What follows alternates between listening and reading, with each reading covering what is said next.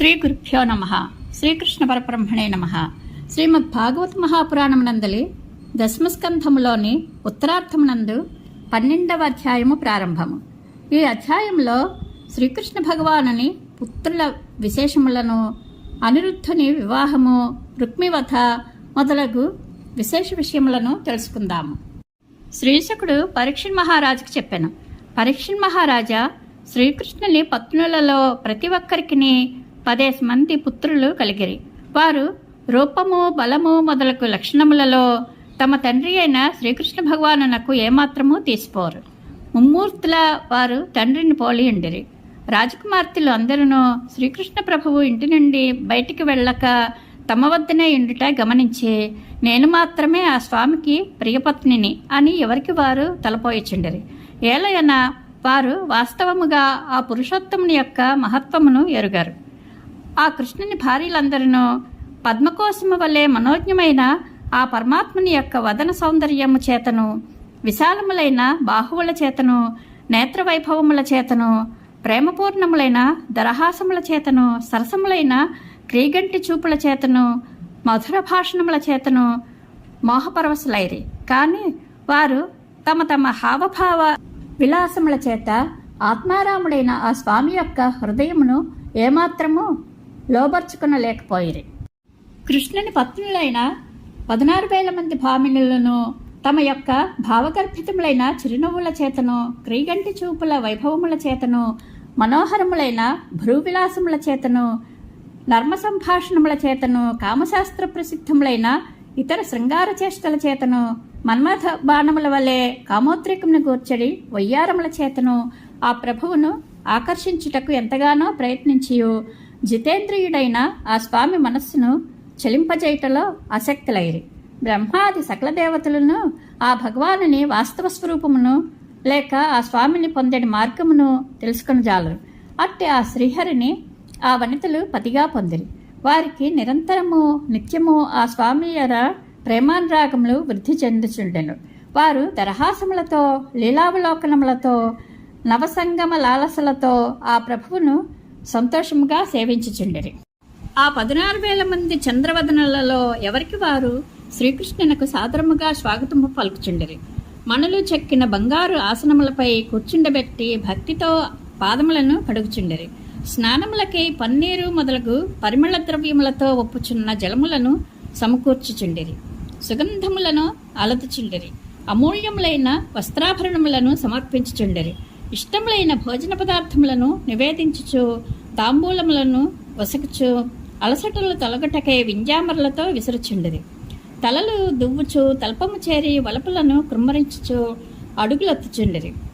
వేల కొలదిగా దాసీజనులు ఉన్నను ఆ లావణ్యవతులు తామే స్వయముగా ఆ మహాత్మునకు తనివిదీర సేవలనర్చుచుండిరి.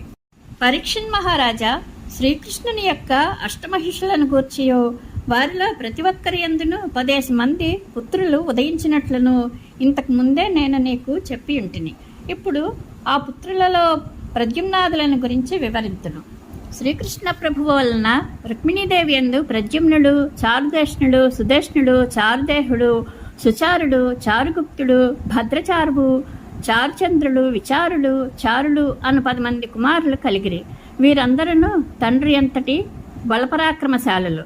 అట్లే సత్యభామకు భానుడు, సుభానుడు, స్వర్భానుడు, ప్రభానుడు, భానుమంతుడు, చంద్రభానుడు, బృహద్భానుడు, అతిభానుడు, శ్రీభానుడు, ప్రతిభానుడు అను 10 మంది పుత్రులు ఉదయించిరి. జాంబవతి యందు సాంబుడు, సుమిత్రుడు, పురుజిత్తు, శతజిత్తు, సహస్రజిత్తు, విజయుడు, చిత్రకేతువు, వసుమంతుడు, ద్రవిడుడు, క్రతువు అను 10 మంది తనయులు జన్మించిరి. వీరు అందరూ తండ్రి వల్లే శౌర్యపరాక్రమ సంపన్నులు. వీరుడు, చంద్రుడు, అశ్వసేనుడు, చిత్రగుడు, వేగవంతుడు, వృషుడు, ఆముడు, శంకువు, వసువు, కుంతి అను 10 మందియు నగ్నజిత్తు కుమార్తె అయిన సత్యయందు ఉద్భవించిరి. వీరందరూ శుభలక్షణ సంపన్నులు. సూర్యతనయ్యకు కాళిందికి 10 మంది కుమారులు కలిగిరి. వారి పేర్లు వరుసగా శృతుడు, కవి, వృషుడు, వీరుడగు, సుబాహువు, భద్రుడు, ఏకలుడు, శాంతి, దర్శుడు, పూర్ణమాసుడు, సోమకుడు. మద్రదేశాధిపతి కూతురగు లక్ష్మణయందు ప్రఘోషుడు, గాత్రవంతుడు, సింహుడు, బలుడు, ప్రబలుడు, ఊర్ధ్వగుడు, మహాశక్తి, సహుడు, ఓజుడు, అపరాజితుడు అను 10 మంది సుతులు జన్మించిరి. మిత్రవిందకు వృకుడు, హర్షుడు, అనిలుడు, గృధ్రుడు, వర్ధనుడు, అన్నాదుడు, మహాసుడు, పావనుడు, వర్ణి, క్షుధి అను 10 మంది పుత్రులు ఉదయించిరి.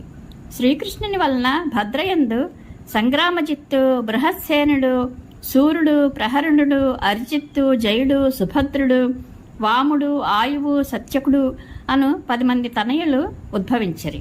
పరీక్షణ్ మహారాజా ఇంకను శ్రీకృష్ణుని వలన రోహిణి అను భార్యయందు దీప్తిమంతుడు, తామ్రతప్తుడు మొదలగు కుమారులు జన్మించిరి.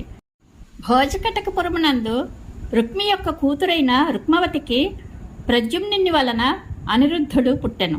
అతడు మహాబలశాలి. వేరేగాక శ్రీకృష్ణుని వలన 16,000 మంది రాజకుమార్తెలలో ప్రతి ఒక్కరికి 10 మంది తనయులు కలిగిరి. ఈ విధముగా వర్ధిల్లిన శ్రీకృష్ణుని పుత్రపౌత్రుల సంఖ్య 1,000,000కి మించెను. అంతటా పరీక్షణ్ మహారాజు ఇట్లు పలికెను. రుక్మిణీ వివాహ సమయమున ఆమె అన్నయ్యకు రుక్మి శ్రీకృష్ణుని చేతిలో యుద్ధమున పరాభవింపబడెను.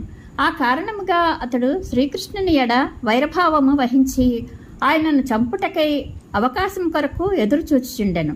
ఇట్టి స్థితిలో రుక్మి అనేవాడు తనకు శత్రువైన శ్రీకృష్ణుని కుమారుడుగు ప్రద్యుమ్నునకు తన కూతురుకు రుక్మవతిని ఇచ్చి ఏల వివాహము జరిపించెను. పరస్పరము వైరభావంతోనున్న ఆ ఇరువురి మధ్య వివాహ సంబంధము ఎట్లు ఏర్పడినది? మహాత్మా, ఈ విషయమును నాకు వివరింపము.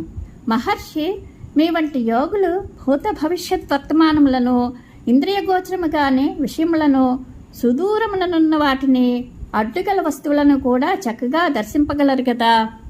శ్రీశకుడు నుడివెను. మహారాజా, ప్రద్యుమ్నుడు మూర్తీభవించిన మన్మథుడు. రుక్మవతి సద్గుణనిధియగు ఆ పరమసుందరుని స్వయంవర సభలో వరించెను. ఆ మహావీరుడు ఆ సమయమున తనను అడ్డగించి తనతో యుద్ధమునకు దిగిన రాజులను అందరినీ తానొక్కడే జయించి ఆమెను తీసుకుని పోయాను. శ్రీకృష్ణుని చేతిలో పరాభవమునకు గురి అయిన రుక్మి మనస్సులో ఆ స్వామి ఎడ వైరభావము మెదల్చునే ఉండెను. తన సోదరియకు రుక్మిణిని సంతోషపరచుటకై అతడు తన మేనల్లుడగు ప్రద్యుమ్నునకు రుక్మవతిని ఇచ్చి పెండ్లి చేసెను. రుక్మిణికి 10 మంది కుమారులే కాక చారుమతి అను కుమార్తెయు కలదు. ఆమె మిగుల సౌందర్య రాశి. ఆమెకు కృతవర్మ కుమారుడగు బలి అను వానితో వివాహము జరిగెను. రుక్మవతి యందు పుట్టిన అనిరుద్ధుడు రుక్మిణీకృష్ణులకు పౌత్రుడు. రుక్మికి దౌహిత్రుడు. శ్రీకృష్ణుని యందు తనకు బద్ధ వైరము ఉన్నప్పటికీ రుక్మిణి సంతోషమునకై అతడు తన కుమారుని కూతురు అగు రోచనను తన దౌహిత్రుడకు అనిరుద్ధునకు ఇచ్చి పెండ్లి చేసెను. అట్లనొచ్చుట ధర్మం కాదని ఎరింగియు బాంధవ్యపాసమునకు కట్టుబడి రుక్మి ఆ వివాహమును జరిపించెను. పరీక్షణ్ మహారాజా అనిరుద్ధుని వివాహ మహోత్సవమును పురస్కరించుకొని బలరాముడు, రుక్మిణీకృష్ణులు, సాంబుడు, ప్రద్యుమ్నుడు మొదలగు ద్వారకావాసులు భోజకటక నగరమునకు చేరిరి. ఆ వివాహము నిర్విఘ్నముగా ముగిసెను. అనంతరము గర్వితులైన కళింగ దేశాధిపతి మొదలగు రాజులు రుక్మితో ఇట్లనిరి. మిత్రమా, పాచికలాటను ఏర్పరిచి బలరాముని జయింపుము. అతడు అక్షవిద్యను బాగుగా ఎరుగడు, కానీ ఆయనకు జోదవ్యసనము ఎక్కువగా కలదు. మిత్రుల ప్రోత్సాహ కారణముగా రుక్మి జోదములకు బలరాముని ఆహ్వానించి అతనితో పాచికలాడసాగెను. వారు ఇరువురును మిక్కిలి పట్టుదలతో వరుసగా 100, 1000, 10,000 వరహాలు పందెము కాయచు ఆ వ్యసనమందే మునిగి జోదమాడిరి. ఆడిన ప్రతి ఆటలోనూ బలరాముడు ఓడిపోవుటయు రుక్మి గెలుచుటయు జరిగెను. అప్పుడు ఆ ఆటలను చూచిన రుక్మి పక్షమున గల రాజులు అందరూ సంతోషపడిరి. కళింగరాజు చప్పట్లు కొట్టుచు పండ్లికిలించుచు వికటాట్టహాసము చేసెను. అందులకు బలరాముడు అసహనమునకు గురి అయ్యెను. పిదప రుక్మి 1,00,000 వరహాలను పందెము ఒడ్డెను. దానిని బలరాముడు గెలుచుకొనెను. కానీ రుక్మి మాత్రము కపటంతో ఈసారియు ఈ పందెమును కూడా నేనే గెలిచితిని అని పలికెను. అంతటా బలరాముడు రెచ్చిపోయి పర్వదినమున సముద్రము వలె క్షోభకు లోనయ్యెను. పిమ్మట ఆ స్వామి కన్నులెర్రజేసి మిగుల క్రుద్ధుడై 10 కోట్ల వరహాలను పందెముగా పెట్టెను. ఆ పందెమును కూడా న్యాయముగా బలరాముడే నెగ్గెను. కానీ మోసమునకు సిద్ధపడిన రుక్మి గెలిచినది నేను, ఈ విషయమును సదస్యులే నిర్ణయించెదరు అని వచించెను. అంతటా ఆకాశవాణి ఇట్లు నుడివెను, న్యాయముగా ఈ పందెమున బలరాముడే గెలిచెను. రుక్మి పలుకుచున్న మాటలు అసత్యములు. ఆకాశవాణి పలుకులను కొట్టివేయుచు దుష్టులైన రాజకుమారుల ప్రేరణతో రుక్మి ఆయువు మూడినవాడై బలరాముని పరిహసించుచూ ఇట్లనెను, బలరామ, పశువుల కాపర్లై వనములలో తిరుగుచుండెడి మీ వంటి యాదవులకు అక్షవిద్య ఏమి తెలియను? బాణములను ప్రయోగించుటలోను పాచికలను ఆడుటలోను రాజకుమారులే దక్షులు. ఈ విషయమున మీరు అసమర్థులు. రుక్మి ఈ విధముగా ఆక్షేపింపగా అచ్చటి రాజులు పరిహాసం చేయుచుండగా బలరాముడు ఎంతయో క్రుద్ధుడాయను. వెంటనే ఆ ప్రభువు పరిఖం చేయబోని విజృంభించి ఆ రాజసభయందే రుక్మిని పరిమార్చెను. ఇంతకు ముందు పండ్లికిలించుచు బలరాముని పరిహసించిన కళింగరాజు ఆ స్వామికి భయపడి పారిపోసాగను. వెంటనే ఆ ప్రభువు 10 అడుగుల దూరంలో వానిని పట్టుకుని క్రుద్ధుడై అతని పండ్లు ఓడగొట్టెను. బలరాముడు తన ముద్గరంతో మోది ఇతర రాజుల బాహువులను, తొడలను, శిరస్సులను మిక్కిలి గాయపరచెను. అంతటా వారు మిగిల భీతిల్లి రక్తసిక్తములైన దేహములతో పలాయనము చిత్తగించిరి. పరీక్షణ్ మహారాజా తన భావమర్తి అయిన రుక్మి హతుడగటను గూర్చే యుక్తాయుక్తములను ప్రస్తావింపక శ్రీకృష్ణుడు మిన్నకుండెను. ఏలయన అతనిని చంపుట యుక్తమే అనినచో రుక్మిణి బాధపడును, అయుక్తము అనినచో బలరామునకు కోపం వచ్చును. ఎటూ చెప్పలేక మౌనము వహించెను. అనిరుద్ధుని వివాహము తన ఎడ వైరభావంతోనున్న రుక్మి యొక్క వధ మున్నగు ప్రయోజనములన్నీను నెరవేరినందున బలరామాది యాదవులు అనిరుద్ధుని నవవధువగు రోచనను శ్రేష్టమైన రథమునందు ఆసీనులను గావించి శ్రీకృష్ణుని అనుసరించి భోజకటము నుండి బయలుదేరి ద్వారకా నగరమునకు చేరిరి. ఇది శ్రీమద్భాగవత మహాపురాణమునందలి దశమస్కంధములోని ఉత్తరార్థమునందు 12వ అధ్యాయము సంపూర్ణము. శ్రీకృష్ణానుగ్రహ ప్రాప్తిరస్తు. శుభం భూయాత్.